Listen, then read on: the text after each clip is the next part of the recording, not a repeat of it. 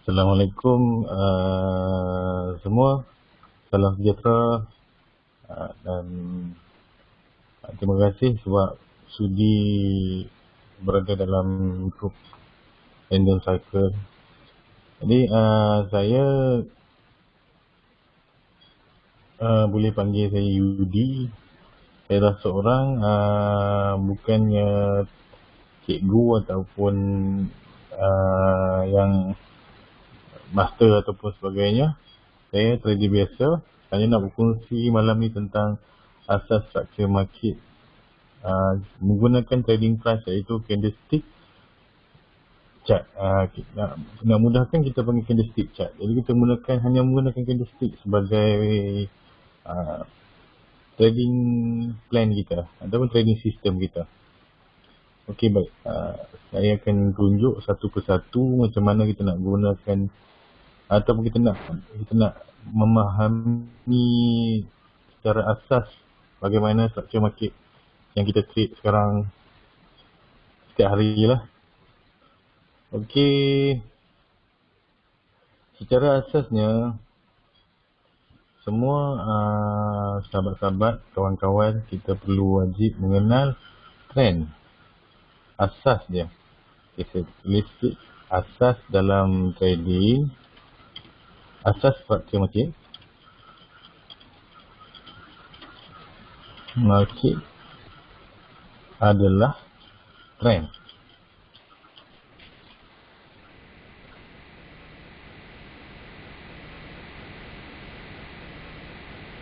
Fungsi bukannya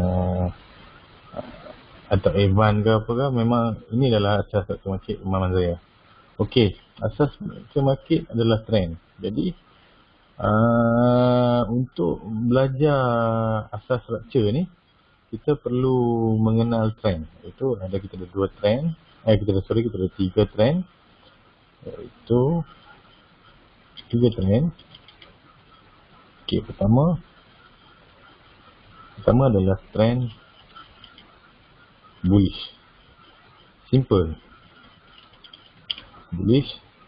Dan kedua trend sama dengan bearish. Dan seterusnya adalah sideways. Okey. Kita ada tiga trend ni. Jadi macam mana kita nak applykan tiga trend ni mengikut pemahaman kita untuk kita trade setiap hari. Jadi saya nak memudahkan. Bila kita ingat trend bullish, kita wajib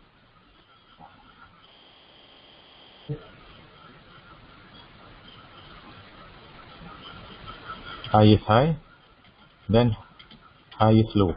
Okey. Bermaksud bila kita sebut bullish je, ingat di hadapan wajib ada fish. Okey, nak mudah kan? Mungkin ada yang dah master tapi tak tahu lagi. Perlu tahu structure market ni. Tuan yang dah mampu, kita cakap read market kita ni berdasarkan candlestick, mungkin lebih cepat memahami apa yang saya nak kongsi. Tapi bagi yang belum faham, tuan-tuan boleh tumpukan perhatian. Okey, untuk trend bearish kita ingat, bila kita bearish dia penurunan, trend menurun. Jadi bila trend menurun, dia mesti mencari lowest low. So bila sebut lowest low, kita kena ingat trend bearish, trend menurun, kita wajib ada lowest low dan lowest high. Okey, macam biasa juga, ingat di hadapan wajib ada L. So mudah, nanti nak label nanti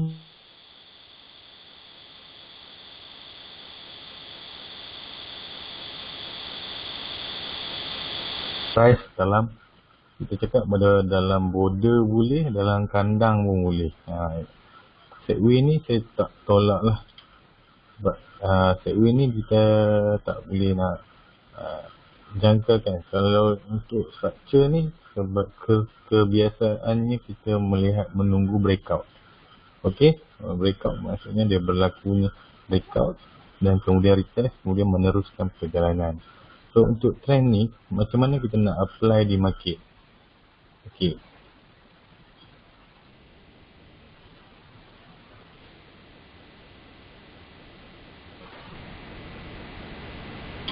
Dan down. Okey. Macam mana kita nak apply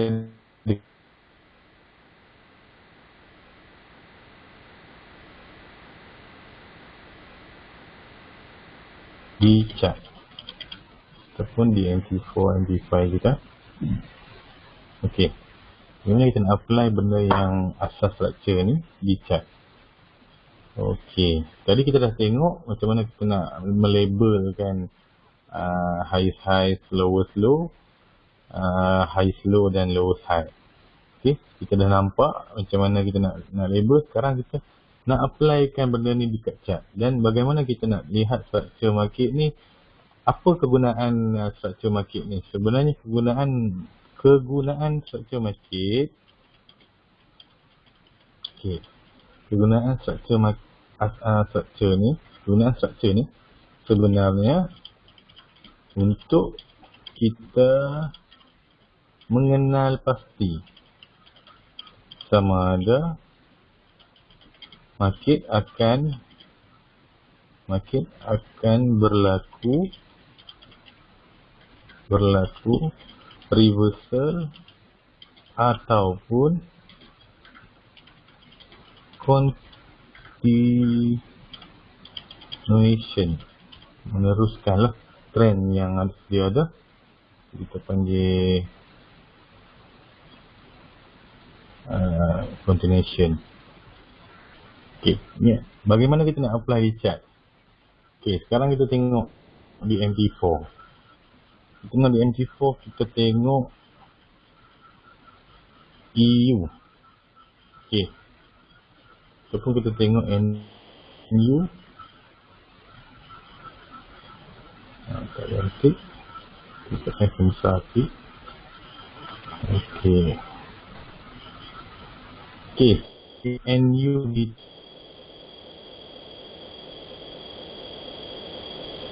kita melihat structure. Okey, sekarang cantik dekat sini kita ada dua trend. Okey, tuan-tuan tengok dekat sini ada trend up. Okey. Ataupun bullish. Okey. Kadang-kadang ramai yang mengabaikan structure ni. Tapi sebenarnya ada, kita cakap, kepentingan structure ni untuk kita applykan dalam trading kita. Terutama yang menggunakan naked chart. Saya tahu ramai yang dalam group random cycle tu, dia asas dia memang strong lah untuk naked chart. Okey, sekarang kita tengok untuk trend naik. Okey, trend naik. Dalam trend, kita ada major wave dan minor wave. Okey, sekarang kita fokus pada major saja.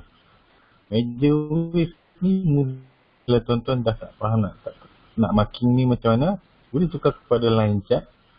Okey, boleh melihat di atas puncak-puncak ni, kita panggil puncak. Okey. Kalau susah lah untuk label, kita boleh lihat apa yang menggunakan line chart. Tapi bagi saya lebih suka menggunakan candlestick chart. Okay, sekarang kita mula pada bawah.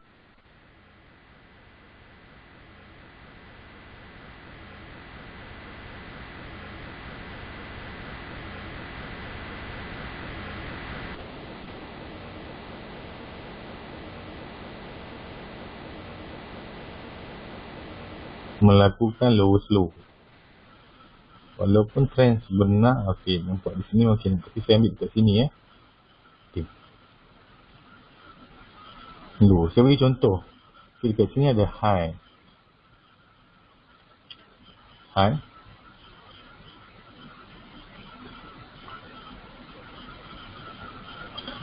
Okey, kemudian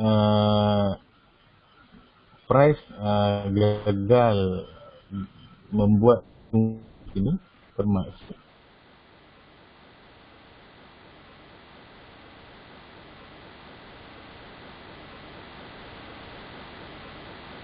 high. Bagaimana dia berjaya break high tadi?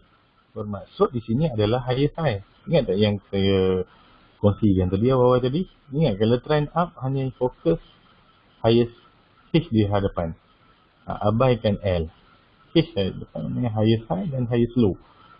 So setiap ni, ini bermaksud ni adalah highest low. Masih lagi highest low sebab dia gagal membuat new low. Maksud dia masih berlakunya high kepada low yang di bawah ni. Dan seterusnya lah. Highest high dan lowest low. Okey. Lowest low. Okey. Dan yang paling atas semestinya adalah high. Ini adalah trend yang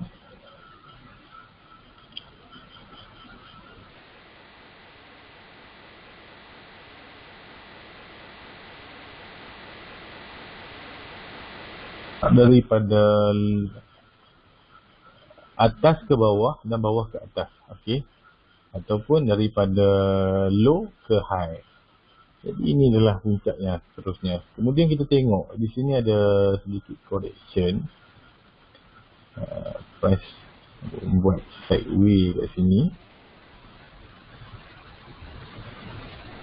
Okey. Bila price buat sideways kat sini, maknanya kita hanya menunggu breakout berlaku. Kemudian kita perhatikan yang sebelah kiri. So, apa yang trading dalam structure ataupun apa-apa asas pun kita belajar, mungkin ada yang menggunakan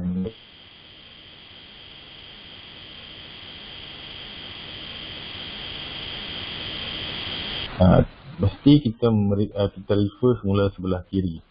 Jadi kalau dah tengok sebelah kiri, kita mesti perhatikan perkara asas.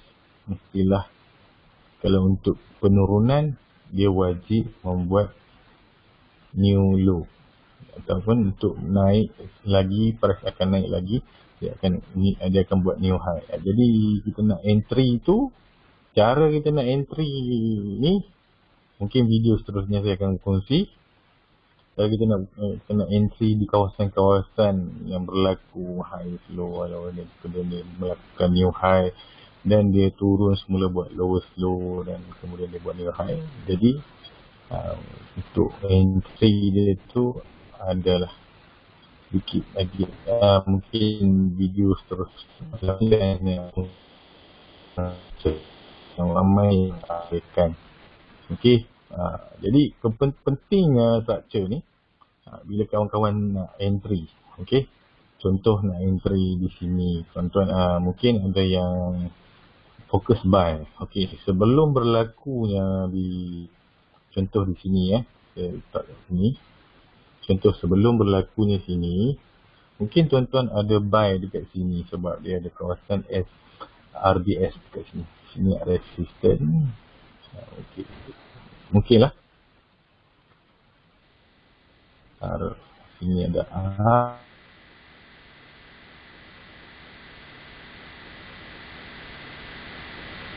market akan meneruskan kenaikan. Tetapi price gagal membuat high di sini. Jadi time frame kecil dia akan lebih sempurna atau dia bagi setup awal kat sini.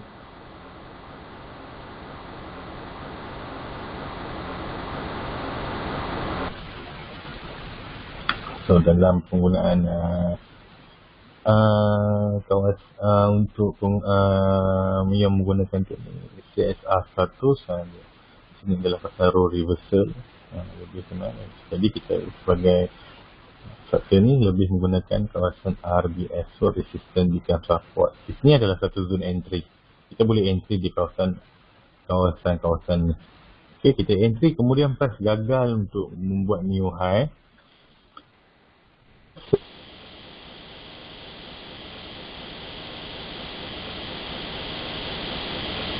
Kat sini price terjun. Dan kita perhatikan, bila dia terjun kita kena perhatikan kita ada lowest low dekat sini. So kita tengok shadow lowest low yang paling low kat sini. So dia wajib break. Okay, kat sini kita perhatikan price dah enough ataupun dah break lowest low. So dalam structure bila dia dah break sebelah kiri dekat sini lowest low,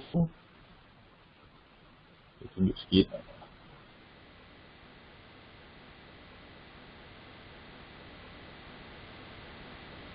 Kita price tadi gagal membuat new high selepas berlakunya entry buy di sini. Dia test semula kawasan tadi berlaku price gagal dan kemudian dia break. Kawasan ni dia breakout.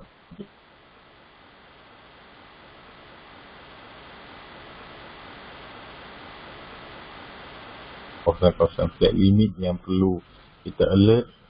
Mungkin dah nampak kan untuk price untuk terjun seterusnya.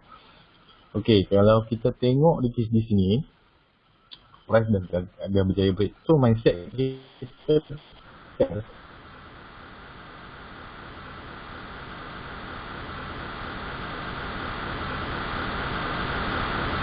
penurunan.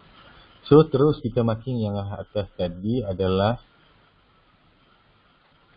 lowest high. Bermaksud dia adalah low kepada high tadi. Okey. High di atas ni adalah high. Sini dah menjadi lowest high. Okey. Dia dah berlaku lowest high. Di kawasan support ni bukan lowest low sebab dia gagal dia gagal break lowest low ni. Sorry, saya silap tadi. Sebenarnya sini adalah highest low.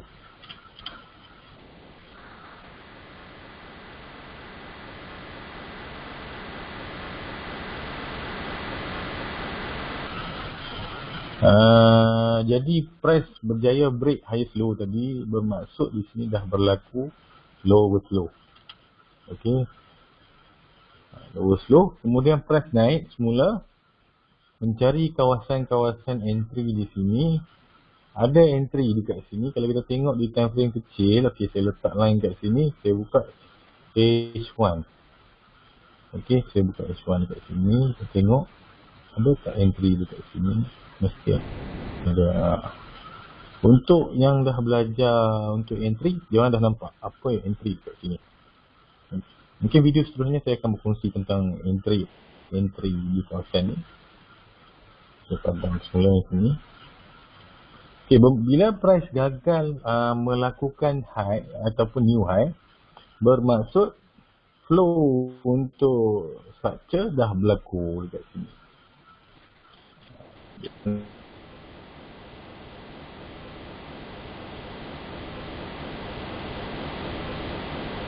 Terjun di sini, saya nampak dekat sini dia ada retrace sikit.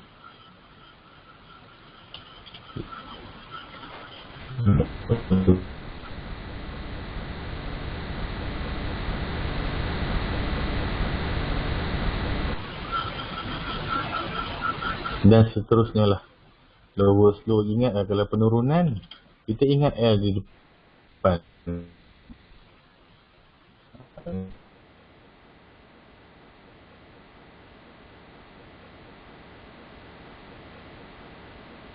Dan kemudian lowest low.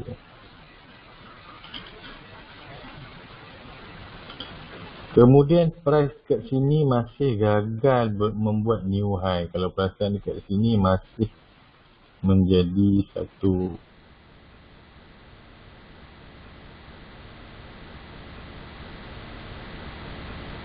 dia gagal membuat ni, dia retest mula kawasan lowest high ni. So dia berjaya membuat lowest low. New lowest low lagi. New lowest low. Kemudian price gagal buat high. Di sini juga lowest high.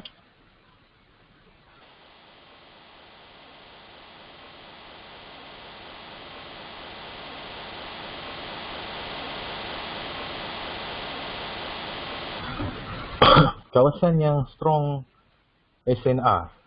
Dekat sini kita dah nampak yang dia test berkali-kali. Kita letakkan saja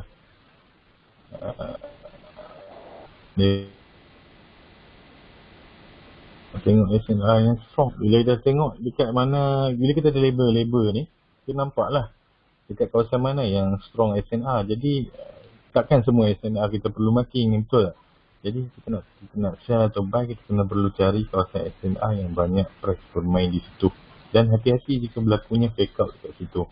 Tapi secara asasnya, inilah. Bila kita nak tahu kawasan SNR yang kuat atau strong, kita lihat beginilah structure kita tengok. Dan kawasan yang paling banyak yang ditest, tak lepas kawasan tebal di situ yang kita panggil strong SNR. Nampak? Okey, dah berlakunya lowest low, kemudian price naik. Okey, dekat sini price naik semula, price gagal buat new high, berlakunya lowest high di sini. Dan kita tunggu price break, dan price gagal break sampai sekarang. Nampak? Dia gagal break Bila dia gagal break saja kawasan ni, saya letak satu line yang tebal. Okey. Line yang tebal di sini. Kenapa? Sebab dia ada berlaku satu rejection, kemudian sampai di sini dia berlaku sekali lagi rejection. Jadi dua kali. Okey.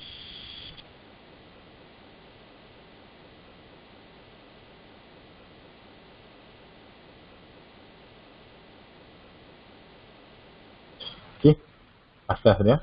Tapi bila kita tengok dekat sini,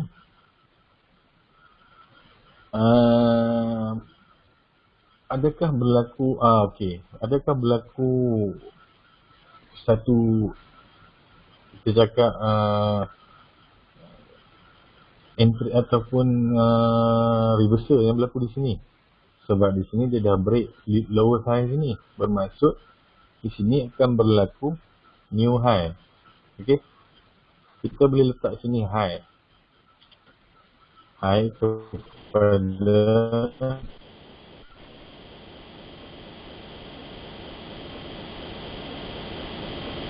sebab di sini dia gagal break lower high ni lagi.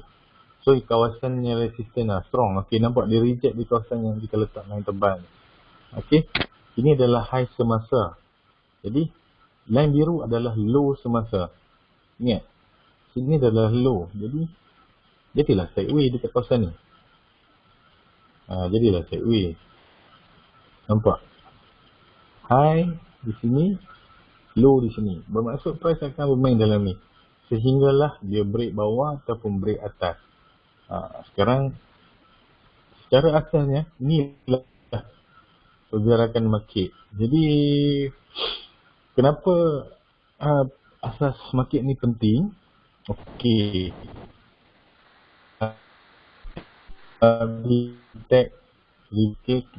kita boleh follow trend, tetapi kita abaikan reversal. Contoh, bila dah berlaku reversal di sini, kita masih fokus buy dekat sini. Mungkin price akan ni,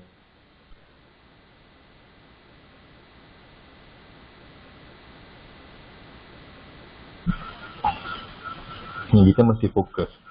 So bila kita sampai satu masa, kita lihat di kawasan ni ada strong SNR ataupun strong ceiling side, kita boleh panggil border yang berlaku. Kenapa border ni? Saya dah cakap, kawasan yang paling banyak berlaku rejection.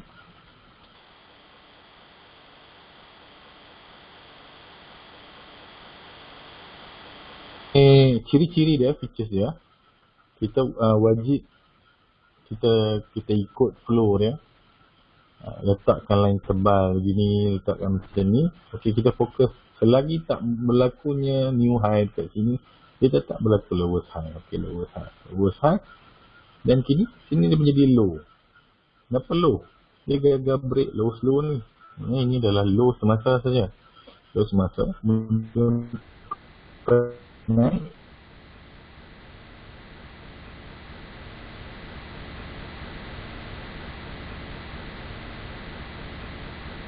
Semasa.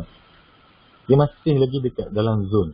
Okey, bila kita tengok yang tu, dia tahu dari kawasan sampai sini dia dah reject. Sebab sini ada low di sini.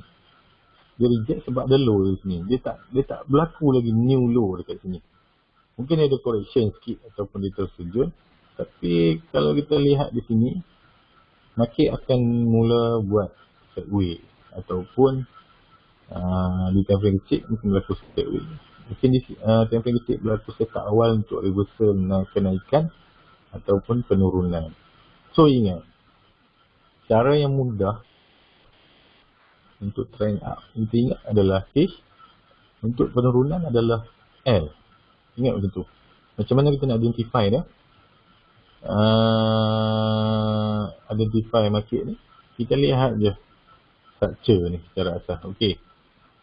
Untuk pengguna teknik ni,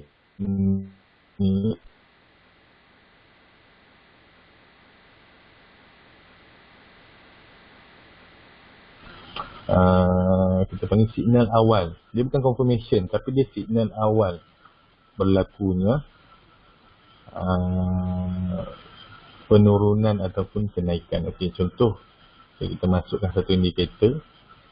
Saya masukkan Bollinger Band. Kita tengok Bollinger Band pun nampak cantik Dia dah tunjuk asas. Nampak tu. Price bermain di sini, di sini, di sini. Untuk jangkaan dia bermain antara mid BB dan low BB. Untuk kenaikan dia bermain dengan top BB dan mid BB. Dia gagal. Dan bila dia cecah keluar daripada BB ni, maksud kenaikan tu, kekuatan kenaikan tu dia masih kuat. Ni kalau kita tengok dalam Bollinger Band lah. Untuk pengguna BBMA dan sebagainya, nilai yang ada BB mungkin lebih faham, lebih arif. Tapi basic dia kalau tak guna indikator pun, basic dia tetap sama. Kita nampak structure asasnya dalam market. Okey, setakat ni sajalah perkongsian saya. Mungkin video seterusnya saya akan berkongsi tentang bagaimana kita kena entry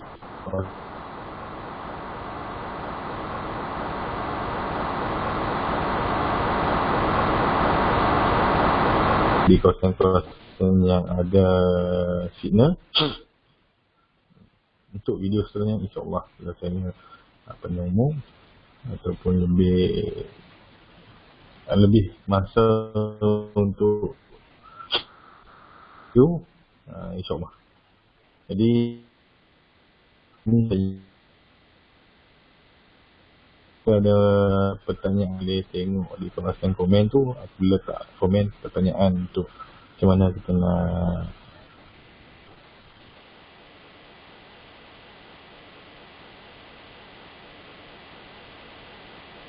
wave. Di dalam trend wave ni yang besar ni, mungkin ada dalam diskusi ni ada minor dia. Saya lebih suka guna time frame besar, dia lebih baik. Time frame besar maksud saya lebih suka guna H1 dan H4 daily. Tu saya jarang guna, tapi H1 dan H4 saya dulu guna. Sebab saya introduce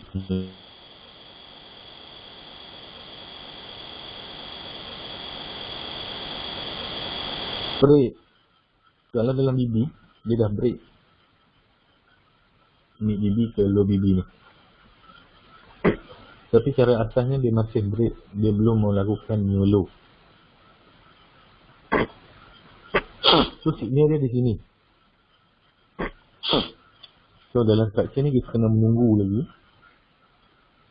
Menunggu setup yang berlaku. Okey. Jadi sekianlah untuk malam ni. Terima kasih kerana sudi mendengar sedikit perkongsian daripada saya. Jika ada soalan boleh letakkan komen ataupun PM terus ke messenger saya. InsyaAllah jika berkelapangan saya akan membalas. Jika saya tak balas tu mungkin saya dah kerja. Okey, sekian, terima kasih. Assalamualaikum, selamat malam dan selamat. Semoga bermanfaatlah video malam ni. Terima kasih.